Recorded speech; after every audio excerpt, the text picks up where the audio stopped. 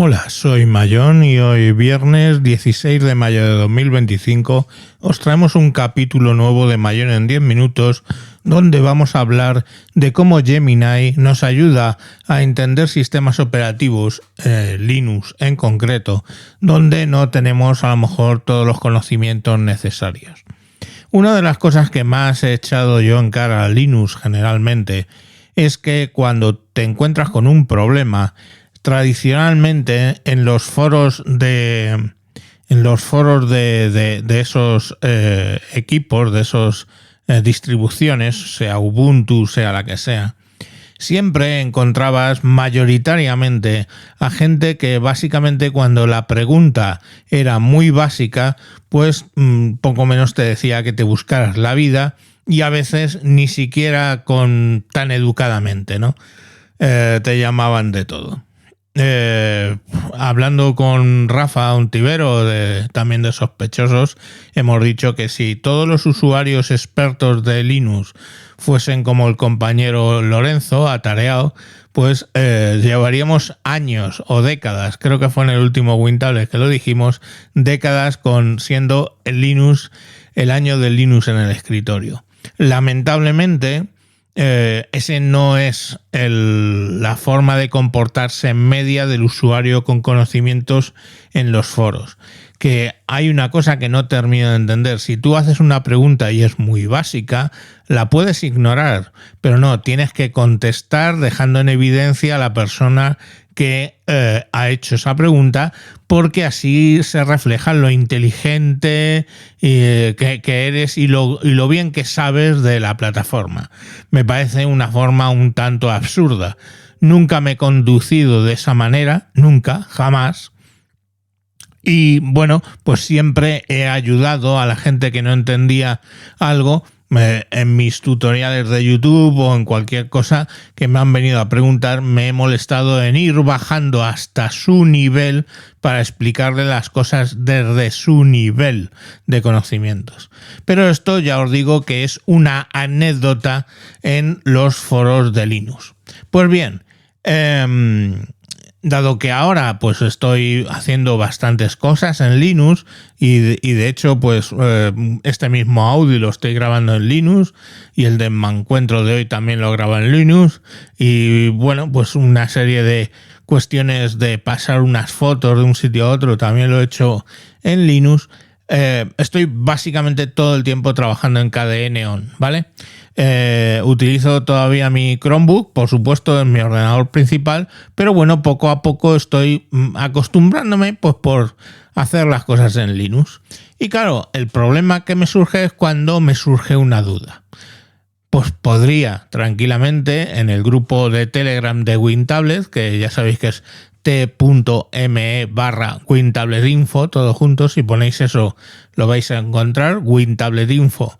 Si lo buscáis desde Telegram, pues bueno, en ese grupo hay un apartado de Linux y hay gente, pues aparte de atareados, gente que sabe mucho, Rafa sabe, Samuel sabe y otros muchos que son lectores de ese Telegram, pero que no son sospechosos habituales, saben y están dispuestos a ayudar. Pero bueno, pues no apetece estar molestándoles, ¿vale? Por algo que probablemente está más que superado.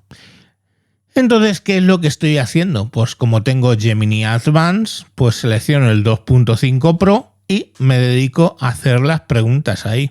¿Cuál ha sido la última? Bueno, pues tenía unas fotos en un disco, quería utilizar un disco que tengo NTFS, ¿vale? Con ese tipo de formato, porque viene de Windows, ese disco que lo he tenido muchas veces en Windows, y lo tengo en NTFS. Entonces cuando lo metía en KDE Neon, pues me saltaba un error al montar diciendo que no lo podía montar. Bueno, entonces yo me fui a Gemini Advance y le dije, KDE Neon no me reconoce los discos, o no, un disco NTFS. ¿Es posible que de serie no sea capaz de reconocerlo? ¿Cómo lo puedo comprobar y de ese modo estar seguro si es porque no soporta NTFS o porque el disco está roto? ¿Qué podía ser? Le pregunto así. Y entonces, pues bueno, KDE me contesta que KDE Neon por defecto sí que reconoce los discos NTFS y me propone que haga una serie de cosas. Después de actualizar los paquetes, ¿vale? Me dice que intente instalar NTFS-3G. Me dice, pues hace un sudo apt install NTFS 3G y si se instala, quiere decir que no lo tenías instalado, y si no se instala, porque dice que ya está, pues ese es el problema. Ese no es el problema. Entonces me dice, ahora vamos a ver si detecta el disco a bajo nivel. Hazle un ls USB antes de meter el disco. Ves a ver qué es lo que te sale ahí como dispositivos USB conectados. Ahora conecta el disco y vuelve a ser ls USB. Entonces yo ya veía que ahí mi disco Toshiba aparecía. O sea que a ese bajo nivel sí que lo estaba reconociendo. Pues luego puedes verificar, me dice los mensajes de kernel haciendo de mex /vertical tail, que lo he puesto y no funcionaba. Entonces digo, a ver, es que es con sudo. Lo puse con sudo y bien, me dice que se había conectado un disco USB. Vale, ahora hay que ver las particiones que tiene. Pues haces o un sudo fdxl o el lsblk-f.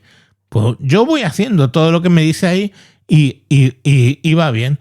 Y entonces ha habido un punto que dice, pues vale, has encontrado el disco, ok, pues prueba a montarlo manualmente. Y efectivamente lo he probado manualmente y manualmente me lo ha montado. Pues creando un directorio bajo MNT y luego haciendo el mount ahí perfectamente. Vale, lo he montado y he copiado todos los discos. Y luego cuando ya estaba copiando todas las fotos que quería, le he dicho, ok, lo de montarlo manualmente ha funcionado, ahora estoy copiando ficheros en él, cuando termine de copiar los ficheros, ¿cómo lo desmonto? Y me ha dicho sudo mount /mnt el nombre que hayas puesto para el directorio, que en mi caso he puesto Toshiba. Y ya está, lo ha desmontado. Todo eso que me ha llevado minutos literalmente averiguarlo y hacerlo, pues me ha funcionado muy bien, ¿vale?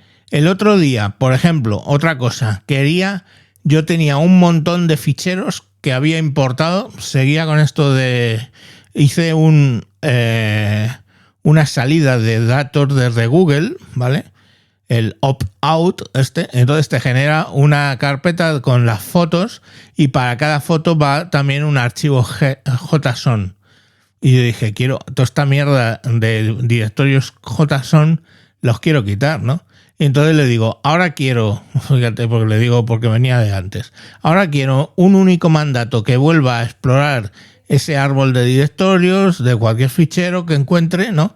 Bueno, perdón, no, es que eso no es el principio. Dice, si estoy en el directorio raíz de un árbol de directorios de Linux, por ejemplo, en el directorio takeout, del que cuelgan muchos subdirectorios, ¿cómo puedo hacer un borrado de todos los ficheros con extensión JSON de ese árbol de directorios con un solo comando de terminal de Linux? Estoy usando KDE Neon. Y me dice, pues cuál es el comando. Es más, me explica, dice, tiene que hacer un find.-type f-name apóstrofe asterisco JSON cierra apóstrofe -delete.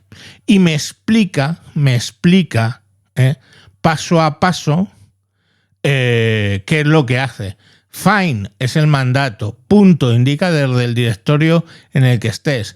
Type F, pues que busca para los ficheros de ficheros, ¿no? Ficheros, vamos. Name, pues el asterisco JSON, pues el criterio que va a buscar. Y delete es la acción que Find realiza con los archivos encontrados. Y entonces dice, muy importante, precaución. El comando rm y la acción delete del find borran los archivos permanentemente.